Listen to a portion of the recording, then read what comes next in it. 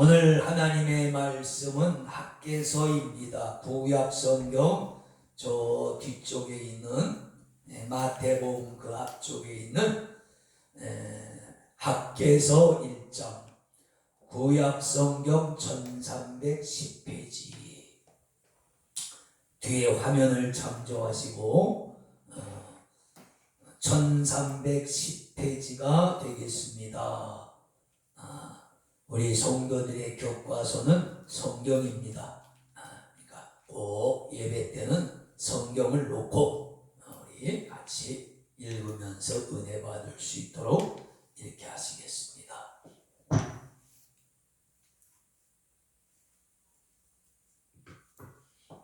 학개서 1장 12절로 15절 말씀이 되겠습니다. 우리 12절서부터 함께 읽습니다. 스알디엘의 아들 수룹바벨과 여호사닥의 아들 대제사장 여호수아와 남은 바 모든 백성이 그 하나님 여호와의 목소리와 선지자 학개의 말을 청종하였으니 이는 그들이 하나님 여호와께서 그를 보내셨음을 인함이라. 백성이 다 여호와를 경외하며 내 하나님의 사자 학개가 여호와의 명을 의지하여 백성에게 고하여 가로되 여호와가 말하노니 내가 너희와 함께하노라 하셨느니라 하니라. 여호와께서 스알디엘의 아들 유다 총독 스룹바벨의 마음과 여호사닥의 아들 대제사장 여호수아의 마음과 남은 바 모든 백성의 마음을 흥분시키시네. 그들이 와서 만군의 여호와 그들의 하나님의 전 역사를 하였으니 때는 다리오 왕 2년 6월 24일이었더라. 아멘. 오늘도 우리 주님을 찬양합니다. 할렐루야.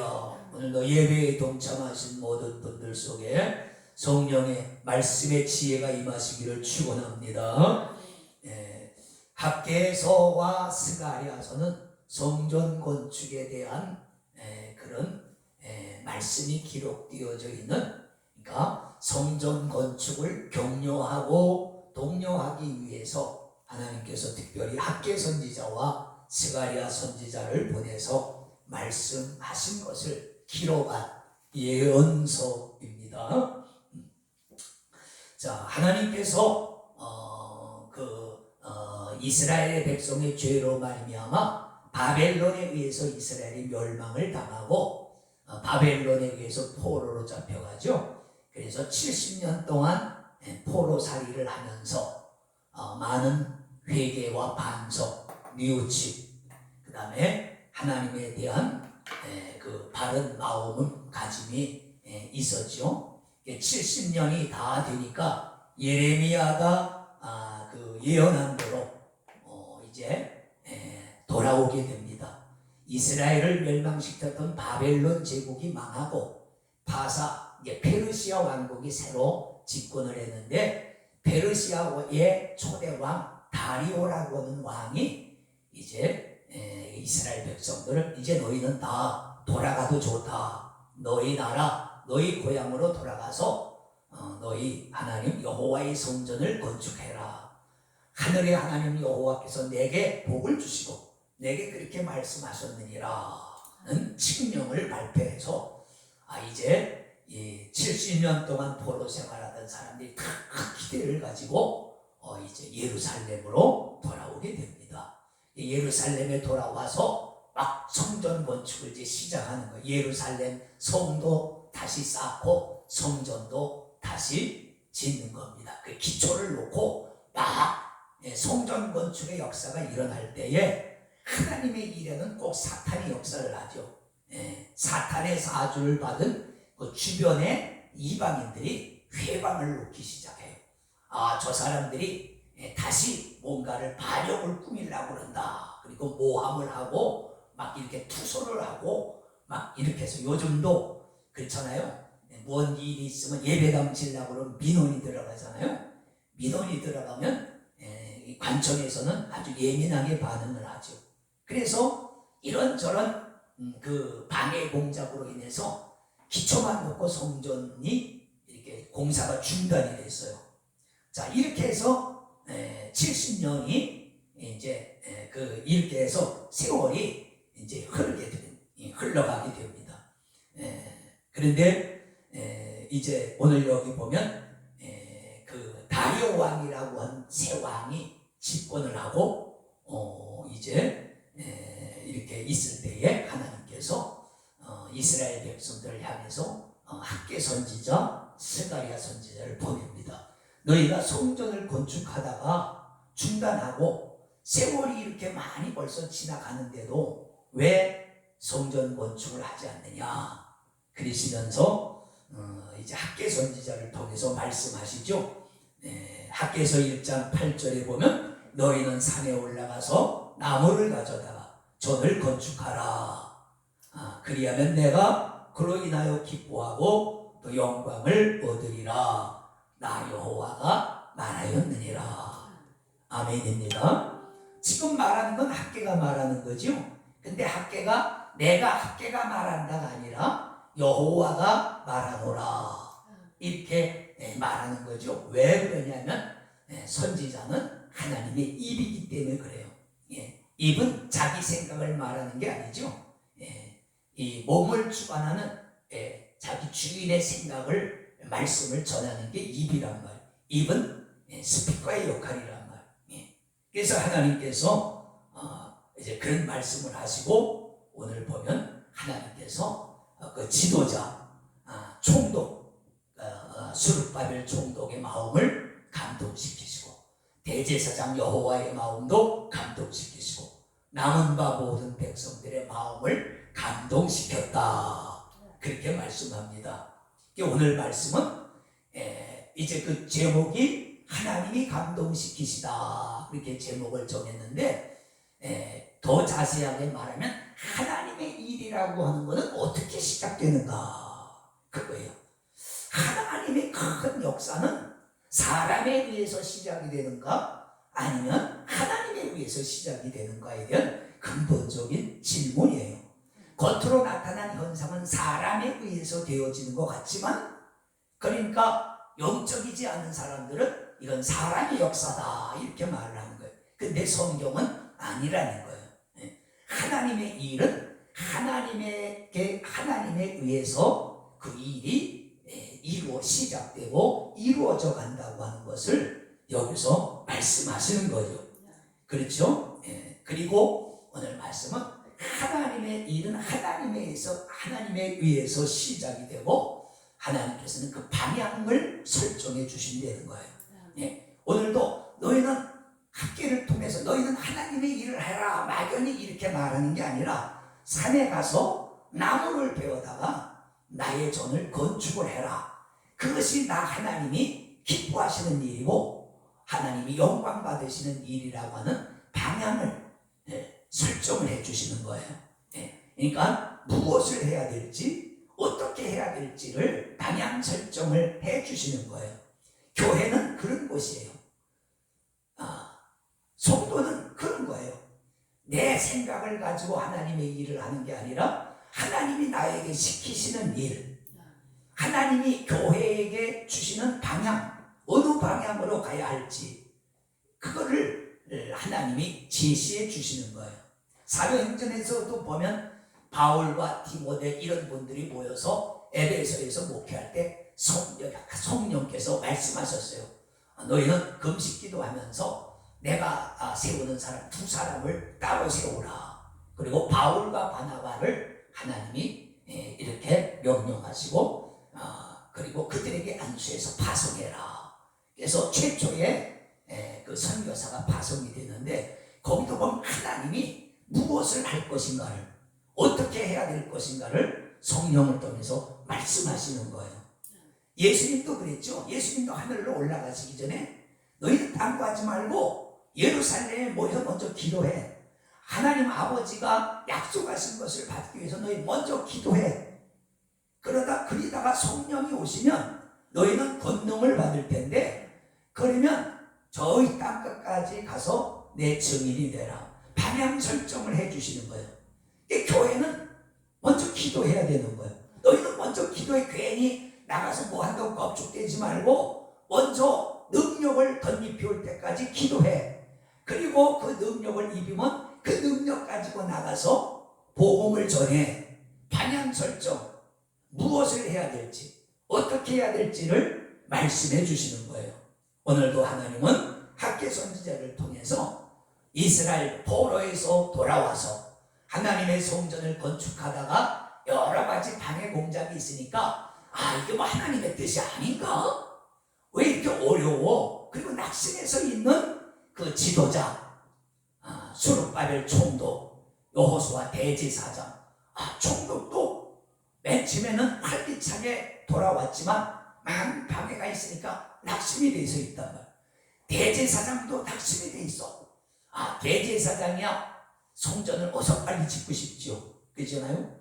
목사의 그 맨 처음에 소망은 어떻게든 예배당을 짓는 거예요. 그렇죠? 그 목회를 안 해본 사람은 몰라요. 그거 아주 간절한 마음이에요. 옛날에 성전 중심의 신앙생활이 있을 때는 말할 것도 없겠죠. 성전이 지어져야 이스라엘의 신앙의 영적 구심점이 이루어진단 말이에요. 구심점이라고 하는 것은 굉장히 중요해요. 구심점이 없으면 모래알같이 맨날 흩어지는 거예요. 근데 그들을 모을 수 있는 것이 구약 성경의 핵심 신앙의 요소들이 뭐예요? 율법과 성전과 안식일과 제사장이라고. 이 중에서 하나만 빠져도 제대로 될 수가 없는 거예요. 그래서 하나님께서는 방향 설정을 해 주십니다.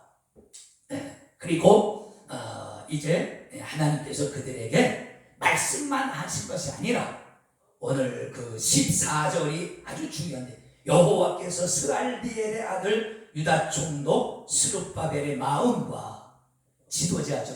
이 오늘날로 말하면 대통령과 같은 사람, 여호사닥의 아들 대제사장 여호수아, 총회장, 목사 중에서 아주 제일 높은 총회장과 같은 사람이죠.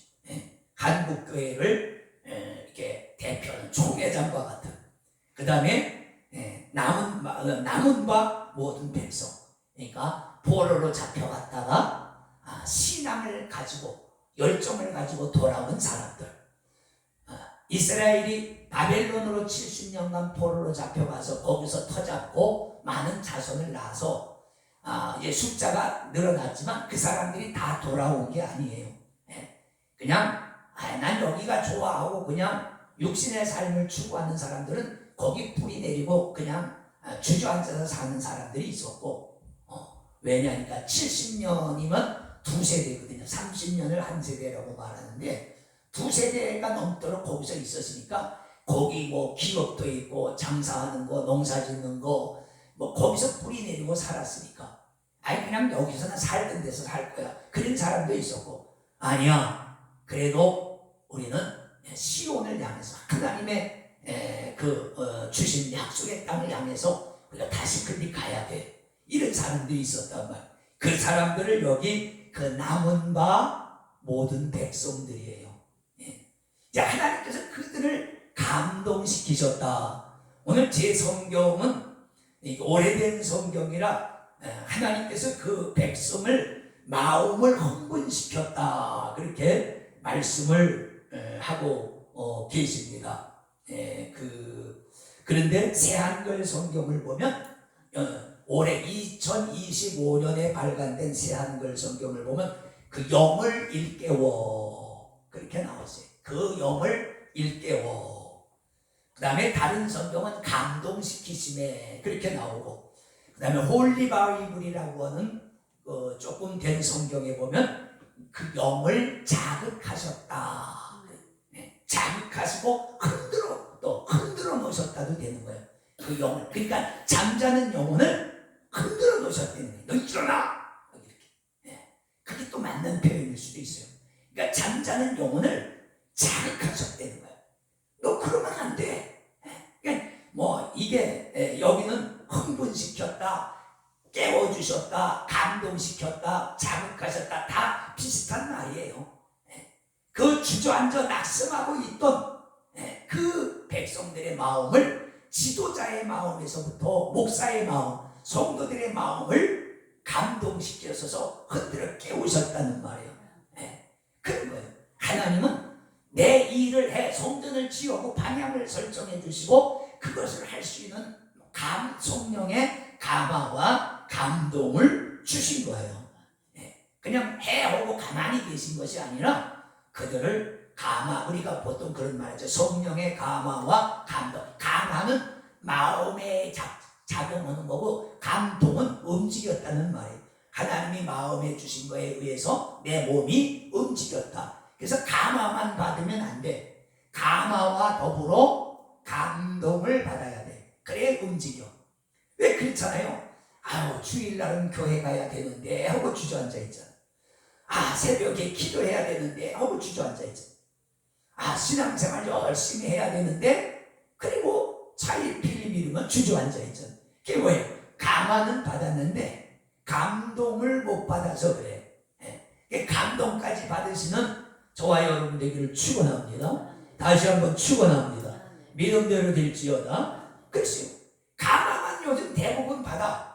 성경 읽고 감화받고 예배 드리고 감화받고 이렇게 유튜브나 기독교 방송 듣고 감화받고 근데 감동을 안 하는 거야. 안진뱅이 신자가 돼. 전부 그걸 안진뱅이 신앙이라고 해요. 안진뱅이 신앙.